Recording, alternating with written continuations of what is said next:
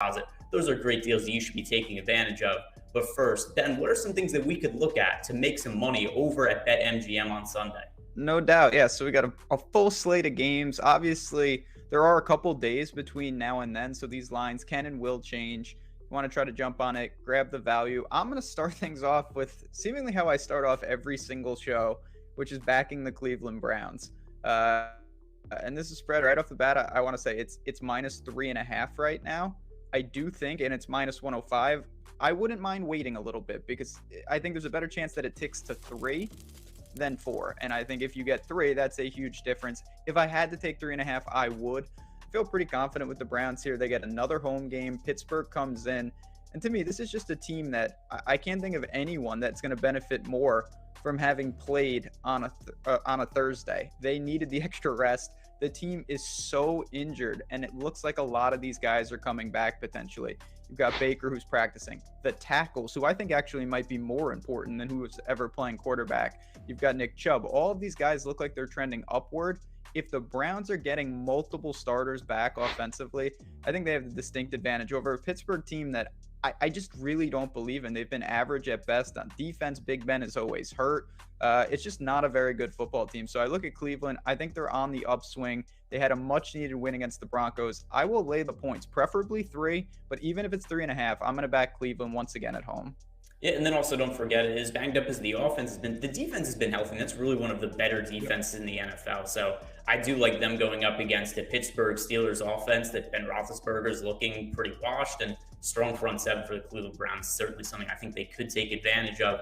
I'm looking a little bit elsewhere, and that is the under for the Bengals-Jets game. That could be found under 43 points. And Zach Wilson, who has had definitely his struggles so far this year. He's still a talented quarterback. There's a reason he was drafted highly in the draft, but he is going to be out for an undetermined amount of time. Mike White is expected to start a quarterback for the Jets. And here's how the Jets feel about Mike White as a quarterback. They went and traded actual draft capital for Joe Flacco during the week, which we can't have that many strong conclusions about Mike White. He's 26 years old. He's hardly played in the NFL. During his time on the field last week, he actually wasn't too terrible. 32 pass attempts, 202 yards. Did turn the ball over a couple of times. But I do think we have to look at this Jets offense against the Bengals and just think they're going to be really conservative and probably not be opening up the playbook trying to throw the ball downfield with Mike White. So I think this should be a run-heavy attack by the Jets. I think the Bengals should win pretty comfortably, and they're going to be running the ball out a lot in the second half, fourth quarter in particular. So I think this should be a lower scoring game. So give me under 43 points, Jets.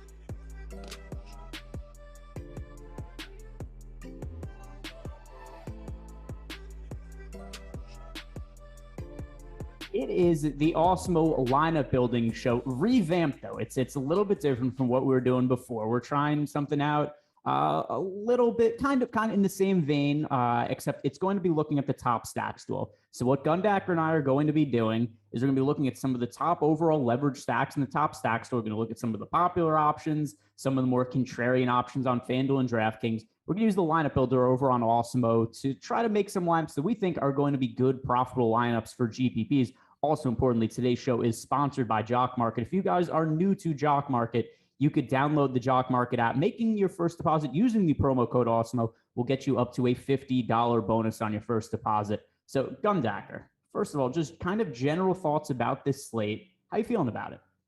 Yeah, Halloween football, man. It should be spooky. There's a couple of really lopsided spreads that feature high octane offenses, and you have to worry if for some reason in the second half they decide to stop throwing the football. But most of these teams I trust to air it out for 3 or 4 touchdowns, so I'll still stack them with somewhat confidence. But I do wish we had some more projected, two-way shootouts than one-sided onslaughts. And one thing I'll say about it is this: for cash games, that's certainly a concern, right? Where it's a thing where if you're playing cash games and you're like, I don't know how much I want to load up on the Rams because there's potential they beat the Houston Texans by 1,000,000 points. I think that's a reasonable concern. But for tournaments, I don't think the upside remains any different. So I still think that we could expect the ceiling for the Rams to be pretty substantial, assuming that's who you're referring to. And I think that's where we could start this show also, is looking. We're at the lineup builder in the top stacks tool. By the way, top stacks tool for NFL, that is free to look at today, which is good. I don't know if we did that intentionally with the marketing team, that we're starting a top stack show and we made the top stacks tool to top stacks tool free. I tend to think it was a coincidence, but that aside, it does work out favorably for the show. And the number one overall leverage stack on both FanDuel and DraftKings by a pretty wide margin this week is the Los Angeles Rams. So if you look over on DraftKings, with a 24.4% chance to be the top stack on the slate, which is 8.3% ownership going to Matthew Stafford. Over on FanDuel, basically the same kind of numbers we're looking at. So I'm going to ask you, how do you like approaching the Rams from a GPP standpoint when there is such a wide spread? Yeah, I was wondering why it's so high. I would assume Cooper Kupp's price has something to do with the ownership dragging down a little bit, but I'm definitely targeting them as one of my number one stacks. You get incredible floor and upside between Cooper Kupp and Stafford. I think it gets a little bit trickier when you start reaching down past those two, but still very viable options. I mean, last week we saw, or last couple of weeks, I've seen 5+ targets for Robert Woods and Tyler Higbee. So those are probably the first two guys I'll stretch out beyond Cooper Kupp, but I wouldn't forget Van Jefferson, and even Darrell Henderson got 6 targets last week. So maybe the rare quarterback running back can bleed in like 150. So there's definitely very viable ways to still attack this team. You just have to find good ways to get around that Kupp salary. So let's start with this then. Chris, let's start on DraftKings and pull up the lineup builder tool. And we're going to start by putting in Matthew Stafford at the quarterback spot. And then Gundacker and I will look at some of his pass catching options. Also, I'm going to be looking at the boom bust tool while I go along with this. And we kind of get a general sense for, all right, who are some of the pass catchers on the Rams that maybe look either like highly likely to land in the optimal lineup, or maybe looking a little bit underowned. And let's start by looking at Cooper Kupp, because he is expected to be the number one overall most rostered player on DraftKings this week. $9,000 salary, 22.2% projected ownership, 16.8% chance to be in the optimal lineup. So there's a couple of things here that are at hand. And number one is obviously Cooper Kupp is expensive, but we have him also being really popular. So do you think he is still the top target that we want to stack with Stafford, or do we want to try to differentiate a little bit by maybe stacking Stafford with one or two of his other pass catchers? He's definitely number one. Like, there's no pushback on that. 10+ targets every game is absolutely insane. It's reminiscent of the AB Steelers 9K area. So he's still number one. I maybe the touchdowns. If he has no touchdowns, you ask yourself, what could be avoidable, and who gets those touchdowns instead. But I would probably say all of my Ram stacks, at least 80% of them would feature Cooper Kupp, and I would get a little creative on a few other ones, but those would be like Robert Woods and Higbee's. But easily Cooper Kupp is my primary handcuff to Stafford. Yeah, and here's how I'm kind of approaching, especially because I really lean on the number one top stack tool, but also the boom bust tool when I'm building my lineups. I like the obviously I'm going to have stacks of Matthew Stafford and Cooper Kupp. The Rams are going to be my most stacked team this weekend, but I think if you look at the boom bust, we currently do have Cooper Kupp being a little bit overowned on DraftKings, whereas guys like Robert Woods is looking underowned. Robert Woods 7.6% projected ownership, 9.3% chance to land the optimal lineup. Tyler Higbee 6.1%. Projected ownership, 8.7% chance to land the optimal lineup. So I think we want to make a double stack here with Matthew Stafford. The question then becomes, do we want to go really contrarian and not include Cooper Kupp, or do we want to make it something where it's Cooper Kupp and one of his lesser owned pass catchers for single entry? I kind of like the idea of going with Higbee and Robert Woods, but we already have Cooper Kupp in there. So I'm going to ask you, in between Higbee and Robert Woods, which of these projected to be under-owned pass catchers do you think makes for a good secondary stack with Stafford? I would probably go Higbee here, but it's almost a coin flip for me. I like them both pretty aggressively, but I don't know. I guess I lean Higbee here. I'm trying to look at end zone stacks, but I guess Higbee in a close coin flip. Okay. Yeah, I don't have any issue with that. Once again, I think that any combination of the three, I think if I was to build a single entry lineup right now, it would be for me, I would be starting with Stafford, Woods, and Higbee, and I think I'd be leaving Cooper Kupp out of that. But right now, I think this is a good start we have to this particular stack. And now let's talk about run backs. And I think we did get a relevant question here from Mark Smith in the YouTube chat, which he said, could we talk about correlating run backs in your stacks and how necessary they are for GPPs?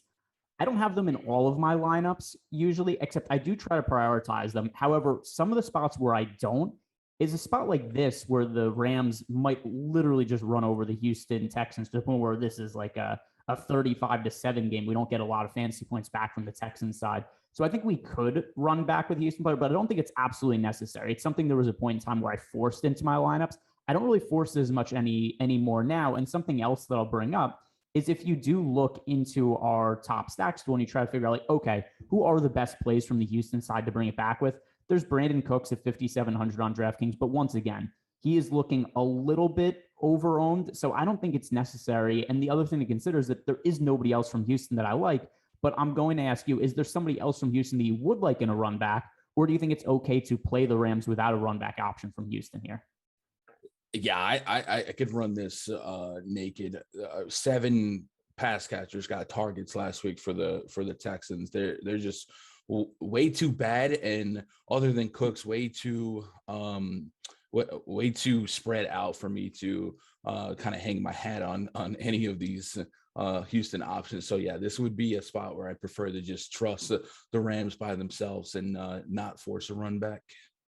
All right, so this is the core of a stack we have right here. It's going to be no run back, and something that Gundacker and I have settled on. It is Matthew Stafford, Cooper Kupp, and Tyler Higbee. I think that is a good way to kind of start a tournament lineup, and then you fill it in with some of the other best value plays you like on the slate. But let's move over to FanDuel now as well, and we could build also a popular stack over there. Now, I don't really want to go back to the Rams again because we have them once again as by far the top overall stack on FanDuel to look at. But is there another team that you want to build right now to make a stack around on FanDuel? I mean, I was privy to the Bengals. I know that was part of our poll here, so I didn't want to spoil the poll. Okay, well, let's go with one of the more popular options that we think are still a good stack to get to on FanDuel, and then we'll let the audience decide which contrarian stack they want to get to. All right. I guess what is it? I don't. I guess the Eagles are the most popular stack. Is that what you're trying to go after? The popular stack? I'm not trying to. Okay, so I'll clarify. By the way, this is the first time we're doing the show together. We're learning a little bit on the fly. It doesn't have to be one that's just. I want it to be a popular stack that we also want to get to this week. So okay. I'll put it this way. One that I like is the Buffalo Bills, who are projected for a lot of ownership this weekend. On FanDuel, we have Josh Allen projected for 16.9% ownership. He is expected to be the most popular quarterback. However, we still have that being about appropriate ownership in terms of stacking odds. So we have Josh Allen 16.9% ownership, 16.7% chance in our top stacks tool for the Buffalo Bills to be the top scoring stack on the slate. So I do look at there being better leverage on the Rams, but still the Bills are a team that we're going to want to be stacking. The Philadelphia Eagles with Jalen Hurts, we do have him being popular at 14% projected ownership and 9.3% chance to be a top stack. So still one of the better top stack odds, but looking a little bit overowned. But I think we could build around the Buffalo Bills here with Josh Allen, who is one of the best fantasy quarterbacks in the league, is currently the betting favorite to win MVP. But who do you like stacking with this weekend on FanDuel, Gundacker? Yeah, so Stephon Diggs is the tried and true guy that I focus at first. And then as I reach a little bit lower, probably Cole Beasley and Emmanuel Sanders. I feel like those are the obvious, that's the obvious triangle here. But those are, statistically the 3 guys I would gravitate towards. And if you look at pulling up the FanDuel ownership, so while Cooper Kupp is the most projected owned wide receiver on DraftKings, we have Stephon Diggs as the highest owned wide receiver over on FanDuel. Stephon Diggs projected for 25.7% ownership, 20% chance to land in the optimal lineup, which once again, that does make him and Cooper Kupp the 2 most likely wideouts to land in the optimal lineup as a wide receiver. So you like going to Stephon Diggs. Now, is there a second wide receiver that you like making a double stack with Josh Allen, or do you prefer just to go with Stephon Diggs as the one option? I would probably like to double stack a team with this total. If I put the pressure on Diggs to be the target guy, I'm kind of leaning between Emmanuel Sanders and Dawson Knox to be the touchdown guy. Sanders has 4, Dawson Knox has 5, so maybe I go Dawson Knox we did Higbee, I guess, for the Rams here. So maybe I go Dawson Knox here, try to get him to clean up some drives in the end zone, and Stephon Diggs to get that 100+ yards. So yeah, give me Diggs and Knox. All right, I could certainly get behind that. And then on the other side of the game, it is going to be the Miami Dolphins, who are in a little bit of flux in terms of their offense. I personally think Tua has played pretty well this year, but you know who apparently disagrees with me? The Miami Dolphins, who are desperate to get Tua Tagovailoa off their roster. Every week he's in some kind of trade rumor. They're trying to trade him for Deshaun Watson. We don't even know if he's going to be able to play this week. But Knox is out. We should probably correct that. That's my fault. We'll just put Sanders in there, I guess. Okay, and then I'll pull up. So Emmanuel Sanders has a slightly positive leverage score for us. Over on FanDuel, we have Cole Beasley projected to be a little bit over-owned, but a little bit under-owned. Emmanuel Sanders, 6,700. We have with 6.9% projected ownership share, 7.8% chance land in the optimal line, 8.9% boom rating. So at least per our boom bust tool, this would be the best secondary stack option with Josh Allen in there. But then on the other side of the game with the Miami Dolphins, I think Tua's played fairly well. I think their offense, when he's been healthy, has looked good.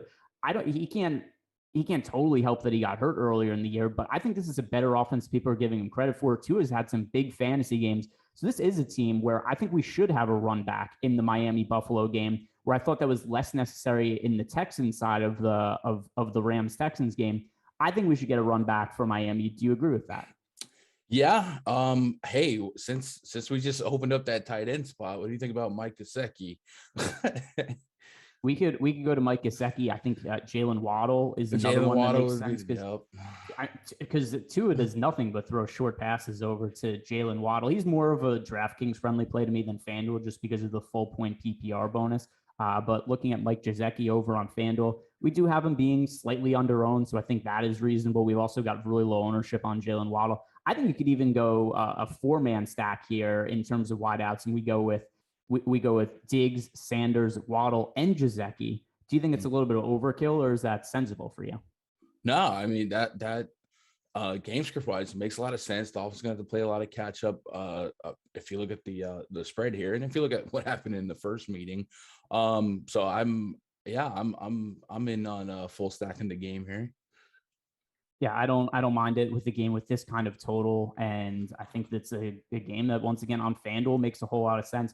DraftKings maybe a little bit. Well, no, DraftKings still we have them as being under-owned in our top stacks tool. But yeah, so I think the two teams that we want to get the most exposure to on DraftKings and FanDuel today from a stacking purpose are the Los Angeles Rams and the Buffalo Dolphins.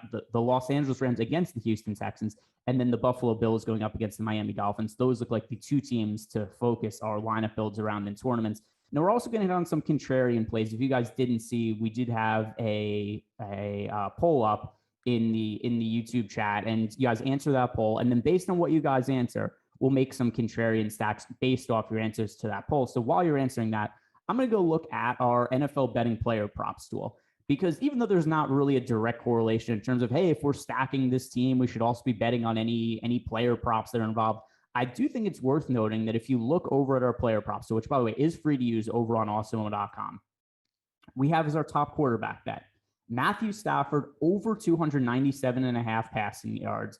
We have him projected for 335.09 this week. So we have that bet winning the over passing yards from 77% of the time for 45% expected ROI. Is that a bet that makes sense to you this weekend? Yeah, that almost makes too much sense. Yeah, and that's the way I'm looking at this also. One thing that's maybe a little bit of a concern is, what is the game script going to look like? Because as we know, the Rams are massive favorites against the Houston Texans. Will they necessarily have to throw the ball in the fourth quarter? Potentially not, but also keep in mind, we saw the same situation last weekend from the Rams, and we had a very similar projection for Matthew Stafford relative to his prop odds. where I don't remember the exact number off the top of my head, but I think it was somewhere in the neighborhood of Matthew Stafford had an over-under of 286 passing yards. We had him projected for like 320 against the Detroit Lions. And at first I was a little scared of the number because something like, they're not going to have to throw the ball that much in the second half. Then you remember, it's NFL. Sometimes weird things happen, and that game ended up being a lot more competitive than expected. Matthew Stafford ultimately ends up throwing for 334 yards in that game, smashes the over on his passing yards. It wasn't really particularly close, and our projections expect something similar from him again this week. If you look at his passing numbers for the year, he's thrown for 2,172 yards over the course of the first 7 games of the season. So Matthew Stafford is on pace to hit the over on this more often than not, just based on his yards per game, and it's a favorable matchup. So that is something that I like to get to, is the over 297.5 passing yards on Matthew Stafford. Once again, guys, player props tool, that is all free over at Awesemo.com. You can also use Odd Shopper, which is a really good way to pull up all of the legal sports books in your area. And you could shop odds, because why would you ever want to bet minus 120 on a prop when you can bet the same one for minus 114? So go over to Odd Shopper and find all of the best lines and odds that are available in your area. And all right, did we have a final result on the poll? How do I pull this up? It looked like the Bengals were running away. All right. I hope I didn't. Everybody wants us to hit the Bengals. So Bengals, I wouldn't say everybody. 55% of people said Bengals. That is the majority, and we are a democracy here on the Awesemo.com YouTube channel. Also, all the reason, guys, like this video, subscribe to the channel, and if you have any suggestions on the show, something you want us to see going forward, or if you say, hey, get Greg and Gundacker off the screen, we don't want to see them anymore, you can tell us that too. But like this video, subscribe to the YouTube channel, and tell us if there's anything you want to see us do particularly on this show as we go and build some lineups with the top stacks tool. But as of now, the people have demanded that we go out and make some lineups built around the Cincinnati Bengals. So let's pull up DraftKings on the lineup builder, and the Cincinnati Bengals, who are projected to have one of the best leverage scores on the slate, and certainly for any lower owned quarterback, we have them as the best contrarian stack to get to.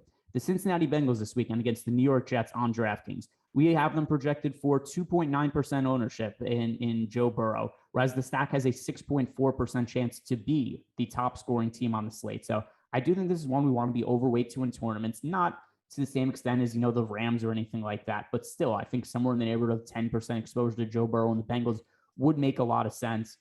But now, Gundacker, I'm going to ask you, Jamar Chase, who's been ridiculous in his rookie season, having one of the best rookie wideout years we've ever seen, following up what I thought was going to be one of the best ones we've ever seen from Justin Jefferson last year. Is like, hey, there's no way that's going to get topped anytime soon. And just a few months later, Jamar Chase topping it. Is he your favorite option to stack with Joe Burrow? Oh yeah, snap call. Chase is my favorite handcuff here. As I dig a little past him, it would be probably T. Higgins too, and then flipping between Boyd and Awesemo. Azoma's been more the guy you can lean on for some touchdowns, but Higgins' target volume is really, really high for people to go straight to Chase. So I like Higgins, Chase, probably as my Higgins as my 2A, and then Uzoma is right behind Higgins. Yeah, and I mean, if you look at our top stacks, to at least all the wide receivers, none of them are negatively leveraged. So whether you want to go to Jamar Chase, you want to go to Tyler Boyd, T. Higgins, all of them look fairly favorable in the top stacks tool. And I don't have any issue with going multiple. You see right now in the lineup builder, we've got Chris has thrown in T. Higgins and Jamar Chase. I'm looking over to the left so I can see it on my screen, but also try not to mess up my audio because that's been an ongoing issue. So trying to make sure I'm still talking to the weird side of my microphone. But then on the other side, with the Jets going up against the Bengals, do you think we need to get a run back situation from the Jets, or is it something you want to stay away from where they got this guy, Mike White, at quarterback, who's almost certainly an NPC? Yeah, I want to look at like a Corey Davis or a Crowder. Like I would consider them, but yeah, I'm with you, man. I don't really trust Mike White, and I don't really trust the Jets offense. So I wouldn't force it, but if I looked up and a Davis or a Crowder or something like that fell into a couple of my Bengal stacks, I wouldn't try to overcorrect. All right, I'm going to pull up Mike. I'm just kind of curious. Mike White. What do you think we have projected as his odds of landing the optimal lineup on DraftKings this week? And spoiler, it's a low number. We're not looking at anything high yet. It is a low number. What would you wager that number is if you haven't looked at it? I as close to zero as possible, almost negative, but I'll go with 0.3%. That's a very good guess because that is exactly what it is. But Oh. it is very rare that a player is projected for 0.5% ownership and is projected to be overowned by, I mean, he's expected to be like double what his ownership is supposed to be at 0.5%, which is, not something that happens all that often because there's a lot of variance in football. And you think anybody who's 0.5% owned that's a quarterback, at least there's usually some logic to being able to get to him, but our projections don't see that in Mike White, who we have projected to score less than 10 fantasy points. And once again, is projected for just 0.3% chance of landing in the optimal lineup. So personally, I don't see any real need to force a run back from the Jets in this game. I know that's something we had some people asking about earlier in the YouTube chat is when do we really want to get to run back stacks? And for me, it's going to be when can I find a player on the other side of the game that I actually like and as decent odds to land the optimal lineup. I'm not going to go play somebody from the Jets just because I feel like I have to get the correlation. When you go look at our boom bust tool, we've got guys like, hey, Ty Johnson has a 0.7% chance to land the optimal lineup. Elijah Moore, 0.1%. Keelan Cole, 0.1%. Some people are bringing up Michael Carter. Yeah, if you had to go to somebody, I think he would be at least somewhat of a sensible option. But he's actually picking up a little bit of ownership this week. He's projected for 6.3% ownership. So I don't really think there's a real burning need to get to any run back options from the Jets. And who knows what Mike White is going to look like. So let's go over and close out real quick by making a contrarian stack over on FanDuel. And that will close out the show for us. Is there a particular contrarian stack you want to make on FanDuel, Gundacker? I know we didn't put up a poll for this one. I guess the Chargers are the last of the, or how about Tampa? Tampa has a little bit of leverage left on it, and that's kind of rare for a Brady team, right? Yeah, we could go over to the Tampa Bay Buccaneers. We've got Tom Brady only projected for 7.9% ownership this week on FanDuel. And it's one thing that's always hard for me when it comes to Tampa Bay is it's not that I think that Tom Brady doesn't have upside of the offense. It clearly does. I just never know exactly which wide receivers to pair him with. Rob Gronkowski currently questionable to play. That's information we're going to need an update on as we get later on into the week and closer to lock.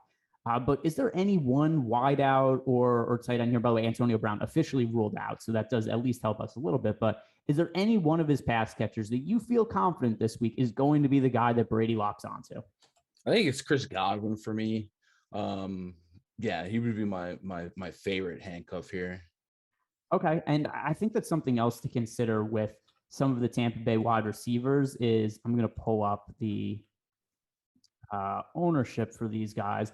My general tendency is I just want to go to whichever is the lower owned of Godwin and Evans for this reason. I never know who it's going to be as the number one guy, but I don't think the field does either. So I think it kind of makes sense to just say, hey, I'm going to go with the lower owned of the two, which actually is Mike Evans this week. So, maybe we could do this. How about Chris Godwin and Mike Evans together? And then we'll just find value elsewhere. It's, we're midway through the NFL season. Even if guys a ton of them aren't ruled out as of now, they're going to be ruled out by Sunday. So let's get Chris Godwin and Mike Evans in there together. So now we've got a lot of pay up options in here. But I think there are some guys we could potentially get to for salary savings over on New Orleans.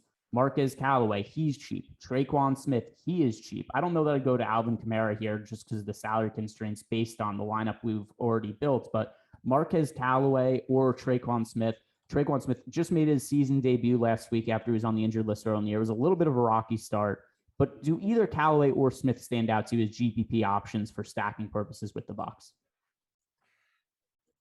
No, I wouldn't force those two. I wish we had a little bit of money to get really wild and maybe Alvin Kamara with 8 and 11 targets the last 2 weeks is a good sign, but that'd probably be more of a DraftKings move for me.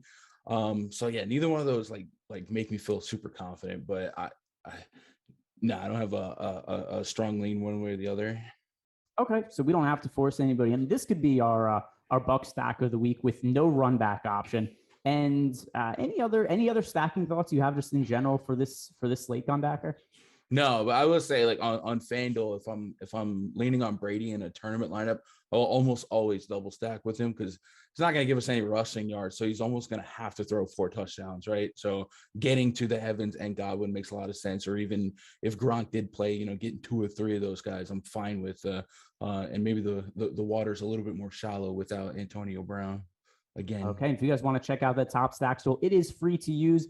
But going forward, also, you could sign up for all the great Awesemo Plus tools we have and content for nearly every DFS sport out there with an Awesemo Plus weekly pass for $29.95. That'll get you access to premium content projections for every DFS sport out there that we have covered over on the site. Also, if you are new to Awesemo Plus, you could use the promo code NFL Strategy Show. That is all one word, all capital letters, and that'll get you 25% off your first week of Awesemo Plus Platinum. Also, if you're just looking to play NFL DFS, you get an Awesemo Plus NFL package for as low as $3.95 weekly. Stop guessing, start winning. Join Awesemo Plus today.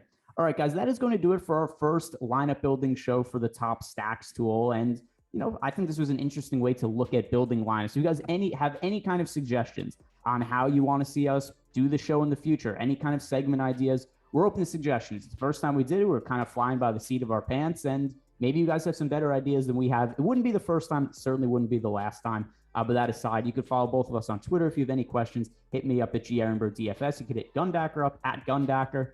Good luck this weekend, guys.